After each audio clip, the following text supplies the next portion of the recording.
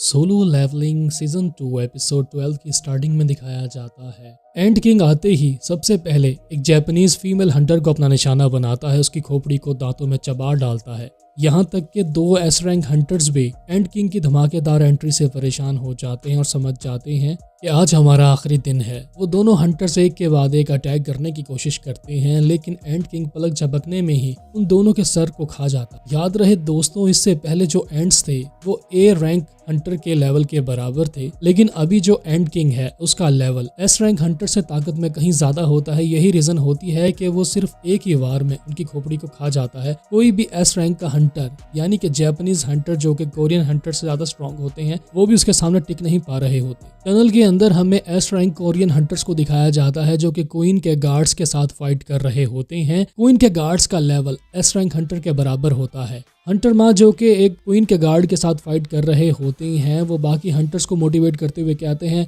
डटे रहना दोस्तों, चाहे ये एस रैंक हंटर के बराबर ही क्यों ना हो, लेकिन हैं तो ये बेस्ट ही, यानी कि इंटेलिजेंस में हमसे बहुत पीछे हैं और हमारे पास लड़ाई का तजुर्बा है, तो हम इन्हें हरा सकते हैं। ये सुनते ही सारे हंटर्स बहुत ज्यादा मोटिवेट हो जाते हैं। चाहे इन अपनी तलवार से एक के बाद एक एस रैंक लेवल के बराबर एंड्स को मारना शुरू हो जाती हैं। एंड्स का कोर बहुत ज्यादा स्ट्रॉन्ग होता है, इसलिए हंटर चा चिल्लाते हुए कहते हैं, इनके सरों को कुचलने से कोई फायदा नहीं होगा, इनको पेट से काटो तभी ये मरेंगे। एस रैंक कोरियन हंटर्स अब लड़ते लड़ते थोड़ा थक चुके होते हैं। यहाँ पर कमाल शुरू होता है एस रैंक हीलर बियोंग गू का। वो बाकी हंटर्स को हील करना शुरू हो जाता है और तमाम हंटर्स पहले से कहीं ज्यादा अपने शरीर में दौड़ती हुई ताकत को महसूस कर रहे होते हैं और उनका कहना होता है कि अब हम एक एंड को नहीं बल्कि 10-10 एंड्स को हरा सकते हैं। टनल के दूसरी तरफ बाकी बचने वाले कोरियन हंटर्स को दिखाया जाता है। जब वो चार्ली टीम की तरफ पहुंचते हैं तो समझ जाते हैं कि उनके दोस्त हंटर्स मारे जा चुके हैं। क्वीन के कुछ रॉयल गार्ड्स का सामना बाकी बचने वाले जापानीज हंटर के साथ हो जाता है। रॉयल गार्ड्स में से बहुत बुरी स्मेल आ रही होती है, तो किसी से भी सांस नहीं लिया जा रहा होता। इसी दौरान रॉयल गार्ड्स यानी कि एंड्स जमीन पर अपना एसिड फेंकते ही उन दोनों हंटर्स को जमा देते हैं और मार डालते हैं। इसके बाद हमें टनल के अंदर का सीन दिखाया जाता है, जहां पर Korean S rank hunters Biyong गू की दी जाने वाली स्टेमिना और पावर की वजह से 5 मिनट्स तक रॉयल गार्ड्स को हराने में कामयाब रहते हैं। लेकिन अब भी चारों तरफ से उन्हें एंड्स की आवाजें आ रही होती हैं, तो वो समझ जाते हैं कि अगर हमारा सामना और भी एंड से होता है तो हमें आधा घंटा लग जाएगा। इस लड़ाई को हमें आधे घंटे तक चलाना है। हंटर चा हाई इन ये सुनकर कहती है, आपने बिल्कुल ठीक कहा है, लगता है एंट क्वीन करीब ही है, तभी मुझे बहुत बुरी स्मेल आ रही है। और फिर जैसे ही वो सारे हंटर्स टनल के अंदर पहुंचते हैं तो उनके सामने एंट क्वीन होती है। क्वीन की हिफाजत करने के लिए 8 गार्ड्स होते हैं। हंटर माँ का कहना होता है, मैं क्वीन को संभालूंगा और तुम्हारे लिए डाइवर्जन क्रिएट करूंगा, बाकी हंटर्स का काम है रॉयल गार्ड्स को संभालना। और फिर देखते ही देखते एस रैंक हंटर्स अपनी पूरी ताकत को इस्तेमाल करते हुए क्वीन और उसके गार्ड से लड़ना शुरू हो जाते हैं। बैक यूनहो की पूरी ताकत को दिखाया जाता है, वो किस तरह बेस्ट फॉर्म में खुद को तब्दील कर लेता है। इस लड़ाई की लाइव ब्रॉडकास्टिंग चैनल के थ्रू तमाम लोगों तक पहुंचाई जा रही होती है। यहाँ तक कि ए रैंक हंटर जिसके हेलमेट के ऊपर एक छोटा सा कैमरा लगा होता है, जिसके थ्रू इस फाइटिंग की लाइव ब्रॉडकास्टिंग लोगों तक पहुंचाई जा रही होती है, वो बाकी हंटर्स को लड़ता हुआ देखकर एकदम से दंग रह जाता है और समझ जाता है कि एस रैंक हंटर्स की असली ताकत क्या होती है, आज मुझे अपनी आंखों के सामने नजर आ रही है। और फिर बियोंग गू भी उससे पीछे हटाते हुए कहते हैं, जरा संभल कर। खुशी की बात यह है कि तुम्हारे चैनल को 80% व्यूअरशिप मिल चुकी है, लेकिन तुम्हारी जान को खतरा भी हो सकता है, तो जरा संभल कर रहना, क्योंकि असल लड़ाई अब यहाँ से शुरू होने वाली है।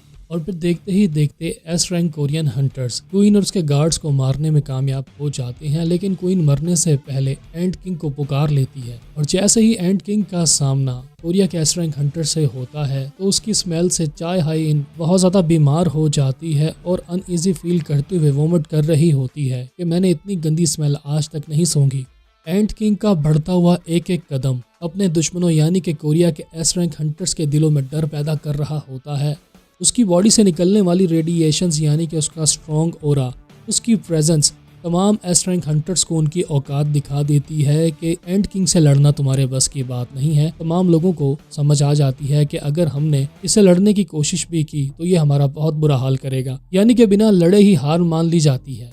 यहाँ तक कि हंटर चा को भी अपनी हार महसूस हो जाती है। बेक यूनहो भी एकदम से हैरान हो जाता है कि मेरी बेस्ट फार्म बेस के मुकाबले में कुछ भी नहीं है। एंट किंग तमाम एस रैंक हंटर्स के दरमियान से होता हुआ क्वीन की बॉडी के पास जाता है। क्वीन मर चुकी होती है तो वो गुस्से में चिल्ला रहा होता है। उसकी रोड से तमाम एस रैंक हंटर्स डर जाते हैं। इसी दौरान पलक झपकने में ही एंट किंग का पहला पंच हंटर चा हाई इन को तोहफे के तौर पर मारा जाता है। उसका पंच इतना ज्यादा पावरफुल होता है कि हंटर चा टनल की दीवार के साथ टकरा जाती है और उसके मुंह से खून निकलना शुरू हो जाता है। दूसरा पंच हंटर माँ को मारा जाता है। वो अपनी शील्ड को आगे करके पंच को रोकने की कोशिश करता है, लेकिन उसकी शील्ड जो कि अब तक लड़ी जाने वाली तमाम लड़ाइयों में अनब्रेकेबल होती है, लेकिन वो भी टूट जाती है। एंट किंग हंटर माँ के दोनों हाथों को काट देता है। उसका आर्मर इतना ज़्यादा स्ट्रॉन्ग होता है, यानी उसके पंच में ब्लेड्स लगे होते हैं जो कि किसी भी अपोनेंट के, किसी भी इंसान के टुकड़े टुकड़े कर सकते हैं। और बिल्कुल ऐसा ही होता है। वो पलक झपकने में बेक युनहो के सीने को चीर देता है।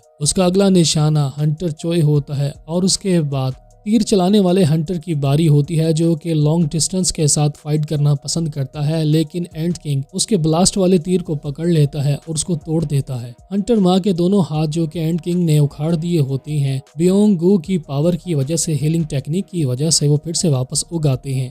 एंट किंग को बहुत जल्द समझ आ जाता है कि इनके दरमियान में कोई हीलर मौजूद है, लिहाजा मुझे सबसे पहले उस हीलर को ठिकाने लगाना होगा। हीलर ने खुद को छुपा रखा होता है, अपनी एबिलिटी को यूज करते हुए वो गायब होता है, लेकिन एंट किंग उसे देख लेता है। इससे पहले कि बियोंग गू अपनी जान बचाता कोई अटैक करता, एंट किंग एक जोरदार पंच मार कर उसके सीने में अपने हाथ को आर पार कर देता है। ये बहुत ही इमोशनल सीन होता है, क्योंकि बियोंग गू वैसे ही हंटर बनने का सपना छोड़ चुका था। वो अपनी ज़िंदगी एक आम इंसान बनकर, हिस्ट्री का टीचर बनकर गुजारना चाहता था। तो बेक युनहो उसका बेस्ट फ्रेंड होता है जो कि चिल्ला रहा होता है। वो उसकी मौत पर बहुत ज़्यादा सैड हो रहा होता है, इसलिए वो चिल्लाते हुए कहता है, कमीने मैं तुझे जिंदा नहीं छोड़ूंगा। वो जैसे ही अटैक करने के लिए आगे बढ़ता है तो एंट किंग उसको गले से पकड़ लेता है और कहता है, तुम तमाम हंटर्स बहुत ज़्यादा वीक हो, इंसान बहुत कमज़ोर है, मुझे अपना किंग दिखाओ, मैं तुम्हारे किंग से लड़ूंगा। युनहो ये सुनकर एकदम से परेशान हो जाता है। बाकी हंटर्स भी सोच रहे होते हैं कि एंट किंग किस किंग के बारे में बात कर रहा है, लेकिन कोई भी हंटर्स की बात का जवाब नहीं देता। तो अचानक से एंट किंग को बाहर से स्ट्रॉन्ग प्रेजेंस फील होती है और वो कहता है, तो बाहर है, तुम्हारा किंग बाहर है। और ये कहते ही वो टनल से बाहर पलक झपकने में ही गायब हो जाता है। बाकी हंटर्स के जान में जान आती है और वो शुक्र अदा कर रहे होते हैं कि चलो कम से कम किसी और इंसान की वजह से हमारी जान तो बची। और फिर बेक युनहो को समझ आ जाती है कि शायद वो गोतो रियोजी के पास गया है, शायद गोतो रियोजी ही हम में से सबसे ज्यादा ताकतवर है, इसी वजह से वो किंग कहलाने का हकदार है। दूसरी तरफ टनल के बाहर गोतो रियोजी को दिखाया जाता है जो कि एंट्स को डिस्ट्रैक्ट करने का काम कर रहे होते हैं, लेकिन एंट्स अपनी डायरेक्शंस को चेंज कर लेती हैं, जिसकी वजह से गोतो को शक हो जाता है कि शायद क्वीन के चिल्लाने की आवाज़ सुनकर बाकी एंट्स क्वीन के पास पहुंच रहे हैं, यानी कि हमारे सिग्नल्स के थ्रू उनको डिस्ट्रैक्ट करने वाला जो प्लान था वो नाकाम रहा। अगर ये सारे मॉन्स्टर्स क्वीन के पास पहुंच जाते हैं तो कोरियन हंटर्स मारे जाएंगे। सबमरीन में बैठे चचा भी यही सोच रहे होते हैं कि गोतो रियोजी है ना, वो सब कुछ संभाल लेगा। अगर हमारे सिग्नल्स वाली टेक्निक खराब हो गई, फेल होगी तो फिर क्या हुआ। आसान अल्फाज में समझाया जाए तो सब लोग यही सोच रहे होते हैं कि गोतो रियोजी बहुत ज्यादा ताकतवर हंटर है और वो आसानी से क्वीन या फिर एंट किंग का सामना कर सकता है। और फिर हमें दिखाया जाता है कि गोतो रियोजी यहाँ पर अपने हंटर एसोसिएशन के डायरेक्टर से बात कर रहा होता है। जापान का हंटर एसोसिएशन का डायरेक्टर बहुत ज़्यादा हैप्पी होता है। कोरिया के तमाम टॉप के हंटर्स मारे जा चुके हैं, अब हम खुलकर खेल सकते हैं। अब सारी कहानी गोतो और उसके साथियों पर डिपेंड करती है। अगर वो इस रेड को कामयाबी से ख़त्म कर लेते हैं तो जापानी हंटर्स की जय जयकार हो जाएगी, तमाम लोग उन्हीं की तारीफ करेंगे और गोतो रियोजी एक एस रैंक हंटर से नेशनल लेवल का हंटर बन जाएगा। यानी यहाँ पर कंट्री टू कंट्री पॉलिटिक्स भी दिखाई जा रही होती है। गोतो रियोजी अपने साथियों से कहता है, जो मेरे हंटर्स मारे जा चुके हैं वो कमजोर थे, कमजोरी की वजह से मर गए हैं, मुझे उनका कोई भी अफसोस नहीं है। अभी वो ये बात कर रहा होता है, एंट किंग वहां पर पहुंच जाता है। गोतो रियोजी अपने रॉड से उसके अटैक को रोकने में कामयाब हो जाता है, लेकिन इसी दौरान पलक झपकने में उसके एक साथी का सर एंट किंग खा जाता है। और फिर एंट किंग गोतो रियोजी से पूछता है, तो क्या तुम इंसानों के किंग हो। गोतो रियोजी ये सुनकर हंसकर कहता है, बहुत खूब, इंसानों की जबान बोलने वाला मॉन्स्टर, अगर तुम किंग की तलाश में हो तो मैं हूँ किंग। ये सुनते ही एंट किंग गुस्से में आ जाता है और एक ही अटैक करके गोतो रियोजी का सर भी काट देता है। जी हाँ दोस्तों, यहाँ पर जापान का सबसे स्ट्रॉन्गेस्ट हंटर एक ही वार में मारा जाता है। टनल के अंदर बाकी एंट्स के साथ फाइट करने वाले कोरियन एस रैंक हंटर्स बहुत ज़्यादा बुरी हालत में होते हैं और उन लोगों को समझ आ जाती है कि आज की लड़ाई हमारी आखिरी लड़ाई है, हम बहुत ही जल्द सब लोग मरने वाले हैं। क्या यही हमारा एंड था, यही हमारी किस्मत थी। अभी वो तमाम लोग उम्मीद हार चुके होते हैं। अचानक उनके पास एक ब्लैक शैडो सोल्जर समन हो जाता है जो कि एंट्स के साथ फाइट करना शुरू हो जाता है। तमाम हंटर्स हैरान हो जाते हैं कि ब्लैक शैडो सोल्जर ये किसका है, ये कौन हो सकता है। और यहाँ पर हमारे स्ट्रॉन्गेस्ट हंटर की धमाकेदार एंट्री होती है, यानी कि संग जिन वो एक्सचेंज वर्ल्ड बोलता है और शैडो की जगह खुद उस टनल में पहुंच जाता है। एक तरफ हमें दिखाया जाता है कि ये लाइव ब्रॉडकास्टिंग कुछ देर के लिए रुक जाती है क्योंकि तमाम हंटर्स मारे जा चुके होते हैं। यही न्यूज़ चारों तरफ चैनल पर दिखाई जा रही होती है। लाइव ब्रॉडकास्टिंग को 10 मिनट डिले करने का यही मकसद होता है कि अगर कुछ गड़बड़ हो जाती है तो लाइव वीडियो एडिटिंग की जा सके। लेकिन अब संग जिन वो इस लड़ाई को ज्वाइन कर चुका होता है, तो अब लाइव ब्रॉडकास्टिंग चलने वाली है। अब चाहे हारे या जीते या तमाम हंटर्स मारे जाए, लोगों को सच्चाई दिखानी होगी। जहां कोरिया के एस रैंक टॉप के हंटर्स हारे जा चुके होते हैं, लगभग मरने वाले होते हैं, वहां संग जिन वो के आने की वजह से तमाम कोरियंस की जो उम्मीदें होती हैं वो संग जिन वो पर टिक जाती हैं। और फिर जैसे ही संग जिन वो इस लड़ाई में शामिल होता है तो वो अपनी पूरी की पूरी शैडो आर्मी को समन कर लेता है और वो आयरन को हुक्म देता है कि अपने चिल्लाने वाली एबिलिटी को यूज करते हुए एंड्स को पैरालाइज कर दो। और बिल्कुल ऐसा ही होता है। संग जिन वो डैगर निकालता है और पैरालाइज होने वाली एंड्स को मारना शुरू कर देता है। बाकी हंटर्स भी एकदम से थोड़ा हौसले में आ जाते हैं कि चलो संग जिन वो के आने की वजह से हमारी जान तो बच गई, हमें उम्मीद नहीं थी, हम सब उम्मीद खो चुके थे। और फिर संग जिन वो काफी देर एंड्स से लड़ाई करने के बाद, उन्हें मारने के बाद अराइज के आता है तो वो जिंदा हो जाती हैं और वो शैडो आर्मी में शामिल होकर बाकी एंड्स के साथ लड़ना शुरू हो जाते हैं। ए रैंक हंटर ये सारा तमाशा अपनी आंखों से देख रहा होता है, जिसके हेलमेट पर एक छोटा सा कैमरा लगा होता है जिसके थ्रू लाइव ब्रॉडकास्टिंग ऑडियंस को दिखाई जा रही होती है। उसे अपनी आंखों पर यकीन नहीं आता किस तरह एक इंसान ने शैडो आर्मी को समन किया। और सिर्फ इतना ही नहीं, जिस चीज को वो मारता है उसे बाद में जिंदा भी कर लेता है और अपनी पार्टी में शामिल कर लेता है। मानो संग जिन वो की इस लड़ाई में शामिल होने की वजह से ये वन मैन शो बन जाता है। संग जिन वो सिचुएशन को कंट्रोल करने के बाद मैजिकल पोशन तमाम हंटर्स को पिलाता है, जिसकी वजह से वो हील होना शुरू हो जाते हैं और उनकी एनर्जी लेवल रीसेट होने की वजह से सब बहुत ज्यादा हेल्दी और एनर्जेटिक फील कर रहे होते हैं। लेकिन हंटर चा जो कि बहुत ज्यादा इंजर्ड होती है, उस पर संग जिन वो का मैजिक भी असर नहीं करता, यानी कि वो मैजिकल वाटर भी उसे हील नहीं कर पा रहा होता। बेक्युनहू उसे कहता है कि ये लड़ाई के दौरान बहुत ज्यादा जख्मी हो गई है, अगर बियोंगू जिंदा होता तो वो उसे ठीक कर सकता था। ये सुनते ही संग जिन वो के माइंड में एक आइडिया आ जाता है और वो अपने शैडो से कहता है तुम किसी तरह बियोंगू की डेड बॉडी को ढूंढ कर लाओ। अभी ये तमाम हंटर्स आपस में ये बातें कर रहे होते हैं। अचानक वहां पर एंड किंग भी पहुंच जाता है और कहता है तुमने मुझसे झूठ बोला, बाहर जो हंटर था वो किंग नहीं है, क्या अब भी तुम्हारे दरमियान में किंग मौजूद है? संग जिन वो उसके पास जाता और पूछता है कि तुम किस किंग की बात कर रहे हो, और ऐसा मॉन्स्टर जो इंसानों की जबान बोलता है उससे लड़ने में तो बहुत मजा आने वाला है। दूसरी तरफ हमें दिखाया जाता है कि जापानीज हंटर एसोसिएशन के चेयरमैन बहुत ज्यादा गुस्सा हो रहे होते हैं कि क्या जापानीज हंटर सब मारे गए और जिंदा बचने वाले कोरियन हंटर्स, मुझे यकीन नहीं आ रहा कि कमजोर जिंदा हैं और ताकतवर मर गए। ये सब क्या हो रहा है इस दुनिया में? जहां एक तरफ जापानीज हंटर एसोसिएशन वाले बहुत ज़्यादा शॉक्ड होते हैं, वहां दूसरी तरफ कोरियन हंटर एसोसिएशन के डायरेक्टर गो गुन ही बहुत ज़्यादा एक्साइटेड नज़र आ रहे होते हैं और बहुत ज़्यादा हैप्पी होते हैं कि संग जू फाइनली इस फाइट में शामिल हो चुका है। और उनको पूरा भरोसा होता है कि अगर हमें कोई इस अजाब से बचा सकता है तो वो है संग जिन वो। सो फाइनली दोस्तों, यहाँ पर संग जिन वो और एंड किंग की फाइट स्टार्ट हो जाती है और पहला पंच एंड किंग की तरफ से मारा जाता है। लेकिन संग जिन वो अपनी जगह से टस से मस नहीं होता, वो बिल्कुल भी नहीं हिलता, क्योंकि उसने अपना कमांडर्स हैंड स्किल को एक्टिवेट कर लिया होता है।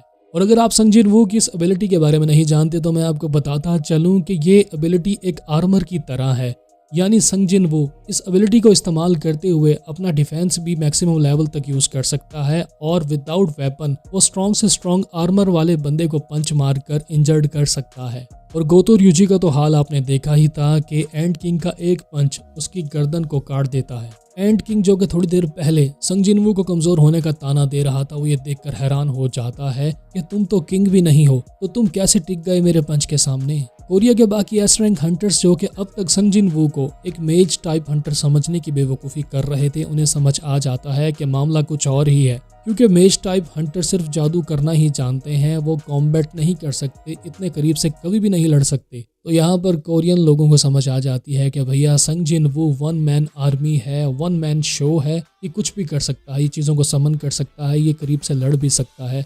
और पहली दफा एंड किंग को पंच मारने वाला इंसान संग जिनवू होता है। वो इतनी पावरफुल पंच मारता है कि एंड किंग उछलता हुआ टनल की दीवार से टकरा जाता है, पत्थर टूटकर उस पर गिरना शुरू हो जाते हैं। बाकी हंटर्स यहाँ पर संग जिनवू की तारीफ करने के लिए खुद को रोक नहीं पा रहे होते। बेई क्यूनहो का कहना होता है, मैं जानता था कि संग जिनवू तुम अपनी ताकत के लेवल को बढ़ा सकते हो, लेकिन तुम इतने पावरफुल होंगे मैंने कभी सोचा भी नहीं था। यहाँ तक कि हम सब हंटर्स मिलकर भी एंड किंग को हरा नहीं पा रहे थे।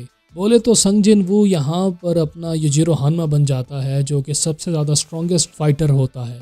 और फिर देखते ही देखते एंड किंग फिर से अपने कदमों पर खड़ा हो जाता है। संग जिनवू कहता है, इसका आर्मर बहुत ज़्यादा स्ट्रॉन्ग है। मैंने इस एबिलिटी को अब तक जितने भी अपोनेंट के खिलाफ इस्तेमाल किया है मुझे कामयाबी मिली है, लेकिन इसकी बॉडी एक आर्मर की तरह है जो कि बहुत ज़्यादा सख्त है। तो देखते ही देखते संग जिनवू और एंड किंग यहाँ पर घुसों की लड़ाई शुरू कर देते हैं। दोनों एक दूसरे को पंचेस मार रहे होते हैं। लड़ते लड़ते दोनों की स्पीड इतनी ज़्यादा हो जाती है कि आम हंटर्स को तो वो लड़ते हुए नज़र भी नहीं आ रहे होते। लड़ते लड़ते एंड किंग को समझ आ जाती है कि भैया संग जिनवू से कड़ी टक्कर दे रहा है, बल्कि सिर्फ इतना ही नहीं वो उसके स्केलेटन को आहिस्ता आहिस्ता तोड़ रहा है। एंड किंग यहाँ पर बहुत ज़्यादा इंसल्ट फील कर रहा होता है, इसलिए वो अपने मुंह से पॉइजन फेंकना शुरू हो जाता है। पॉइजन इतना खतरनाक होता है कि संग जिनवू भी कुछ देर के लिए रुक जाता है। तो एंड किंग इतराते हुए कहता है, तो ये थी तुम्हारी औकात, तुम एक इंसान ही हो, और जैसा कि मैंने कहा था तुम किंग नहीं हो सकते। किंग बहुत ज़्यादा स्ट्रॉन्ग होता है, तुम तो एक कमज़ोर इंसान हो और तुम्हें ख़त्म करने का वक्त आ चुका है। और फिर वो ज़ोर से एक पंच मारता है, लेकिन संग जिनवू उसके हाथ को पकड़ लेता है और एक ज़ोरदार पंच मारने के बाद यानी कि काउंटर अटैक के साथ उसे उठाकर ज़मीन पर पटक देता है। एंड किंग को अपनी आंखों पर यकीन नहीं आता कि मैंने तो पॉइजन यूज़ किया था, लेकिन ये डिटॉक्सिफाइड कैसे हो गया। मैं पहली बार ऐसे इंसान से लड़ रहा हूँ जिस पर जहर भी असर नहीं करता। संग जिनवू का लेवल अब 100 से अबव हो चुका होता है, इसलिए वो आसपास खड़े हुए लोगों की फीलिंग्स को भी सेंस कर रहा होता है कि उसके दोस्त बहुत ज़्यादा नर्वस हैं, परेशान हैं, और हंटर चा की हालत बहुत ज़्यादा ख़राब है। अगर मैंने इस फाइट को ज़्यादा घसीटा तो चा हाई इन मर सकती है, तो मुझे जल्द से जल्द इस फाइट को ख़त्म करके इन लोगों की जान बचानी होगी। दूसरी तरफ एंड किंग भी यही सोच रहा होता है कि लड़ाई बहुत ज़्यादा लंबी हो गई है। वो बहुत ज़्यादा इरिटेट हो जाता है, बात उसके ईगो पर आ जाती है, इसलिए वो हवा में उड़ना शुरू हो जाता है, अपने परों को फड़फड़ाता है और अपनी स्पीड को यूज़ करता हुआ संग जिनवू पर अटैक करना शुरू हो जाता है। संग जिनवू भी यहाँ पर स्पीड का जवाब स्पीड से देते हैं। लड़ते लड़ते संग जिनवू ओवरवेलमिंग स्पीड दिखाना शुरू हो जाते हैं। तो एंड किंग को यकीन नहीं आता, मेरी असल ताकत मेरी स्पीड थी, लेकिन ये तो मुझसे भी ज़्यादा फास्ट है। संग जिनवू सोच रहा होता है कि मैंने डीमन किंग बारान को हरा दिया है, तो ये क्या चीज़ है, लेकिन मुझे एहसास हो रहा है शायद ये उससे भी ज़्यादा पावरफुल है, और स्पेशली इसके अंदर बहुत ज़्यादा ईगो है जो इसको हारने नहीं दे रही। और फिर लड़ते लड़ते संग जिनवू को एहसास होना शुरू हो जाता है कि मैंने उसकी बॉडी को लगभग 60% डिस्ट्रॉय कर दिया है। इसका एक्सोस्केलेटन बहुत ज़्यादा वीक हो चुका है। तो यहाँ पर संग जिनवू क्रिटिकल अटैक स्किल को यूज़ करते हुए मल्टीपल स्ट्राइक्स करते हैं और उसकी बॉडी को लगभग 90% डिस्ट्रॉय कर चुके होते हैं। मरने से पहले एंड किंग जोर से चिल्लाना शुरू हो जाता है, तो सारे एंड्स उसकी तरफ अट्रैक्ट हो जाते हैं, उसकी हेल्प के लिए आ रहे होते हैं। संग जिनवू ये देखकर मुस्कुराता है और अपनी शैडो आर्मी को समन कर लेता है, क्योंकि अब तक लड़ाई 1 वर्सेस 1 चल रही थी। लेकिन यहाँ पर एंड किंग जैसे ही अपनी आर्मी को इस लड़ाई में शामिल करता है तो संग जिनवू भी पीछे नहीं हटता। और जब कभी संग जिनवू ने बड़ी तादाद में मॉन्स्टर्स का सफाया करना होता है तो वो फोर्थ को बुलाता है, यानी कि टस्क जादूगर को बुलाता है, और वो उसे समझाता है कि तुमने सारे अपोनेंट्स को एलिमिनेट करना है सिवाय इंसानों के। अगर गलती से भी तुमने किसी इंसान को जख्मी किया तो मैं तुम्हें कभी भी नहीं बुलाऊंगा। संग जिनवू की शैडो आर्मी को लड़ता हुआ देखकर हंटर्स तो हंटर, यहाँ पर एंड किंग भी हैरान हो जाता है कि मैं किंग हूँ, मैं जब से पैदा हुआ था तो मैं सबसे स्ट्रॉन्गेस्ट था, तो ये ह्यूमन मुझसे ज्यादा पावरफुल कैसे हो सकता है, क्या ये किंग है। और फिर हम देखते हैं कि एंड किंग यहाँ से डरना शुरू हो जाता है, वो कांप रहा होता है और भागने के लिए बियोंग गू की हीलिंग एबिलिटी को यूज करता है। इस एबिलिटी को देखते ही संग जिनवू समझ जाता है कि इसने ये सारी एबिलिटीज हंटर्स को मारने के बाद हासिल की हैं। लेकिन अब एंड किंग का अंत करीब आ जाता है, वो कहीं भाग नहीं पाता, क्योंकि वो जहां भागता है संग जिनवू उसका पीछा करता है। आखिरकार संग जिनवू उसका काम तमाम कर देता है, और फिर जैसे ही संग जिनवू एंड किंग को मार डालता है तो बाकी हंटर्स भागते हुए संग जिनवू के पास आते और कहते हैं, चाहाइन बस ये मरने वाली है, इसकी मदद करो। संग जिनवू को अच्छे से समझ आ जाती है कि उसके शैडो आर्मी में जो जादूगर हैं वो भी चाहाइन को हील नहीं कर सकते, इसलिए मुझे किसी ताकतवर मेज की जरूरत है जो कि चाहाइन की दुनिया से ही हो। और फिर मिस्टर संग जिनवू ए रैंक हंटर से कहते हैं, तुम अपने कैमरे को जरा घुमा लो, मैं ये लाइव नहीं दिखा सकता।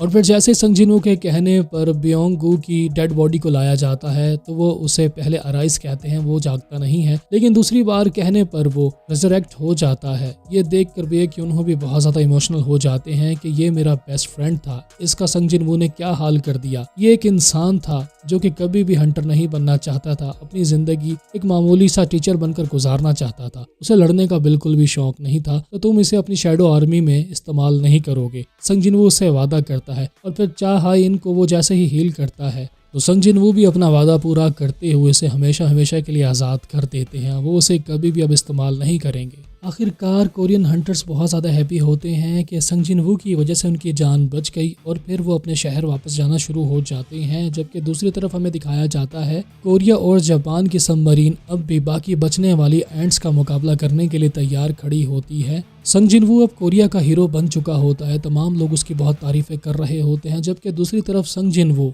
एंट किंग के शैडो को अपना गुलाम बना लेता है और वो ये देखकर एकदम से हैरान हो जाता है कि चारों तरफ अंधेरा ही अंधेरा है, इतनी डार्कनेस मैंने कभी ऐसा फील नहीं किया। और फिर संग जिनवू के सामने जो स्क्रीन पॉपअप होती है उसमें लिखा होता है जर्नल रैंक। संग जिनवू ने आज तक इतना पावरफुल रैंक कभी नहीं देखा होता। तो दोस्तों ये थी संग जिनवू और बीरू की फुल फाइट यानी कि एंट किंग। अब संग जिनवू उसका क्या नाम रखने वाला है उसका हिंट तो मैंने आपको दे ही दिया है और हर नए आने वाले एपिसोड के साथ स्टोरी बहुत ज़्यादा इंटरेस्टिंग होती चली जा रही है और ये शैडो आगे चलकर संग जिनवू से बहुत सारी बातें भी करने वाला है। पहला शैडो होगा जो संग जिनवू से गपशप भी लगाएगा। सो दोस्तों आज का एपिसोड मुझे बनाते हुए बहुत मज़ा आया है। सो मैं उम्मीद करता हूँ कि आज का एपिसोड मेरी तरह आप लोगों ने भी बहुत ज़्यादा एंजॉय किया होगा। दोस्तों वीडियो के लास्ट में आप लोगों से रिक्वेस्ट है कि 90% लोग ऐसे होते हैं जो चैनल को सब्सक्राइब नहीं करते, वीडियो को देखते हैं और चले जाते हैं। तो आप लोगों से रिक्वेस्ट है कि अगर आप लोग मुझे सपोर्ट करेंगे और चैनल को सब्सक्राइब करेंगे तो मैं आपके लिए डेली बेसिस पर बहुत सारी वीडियोस लेकर आने वाला हूं। सो दोस्तों जल्दी से चैनल को सब्सक्राइब कर दें, वीडियो को लाइक करें, दोस्तों के साथ शेयर करें। मिलते हैं अपनी नेक्स्ट वीडियो के साथ, तब तक अपना ख्याल रखिएगा। Bye bye.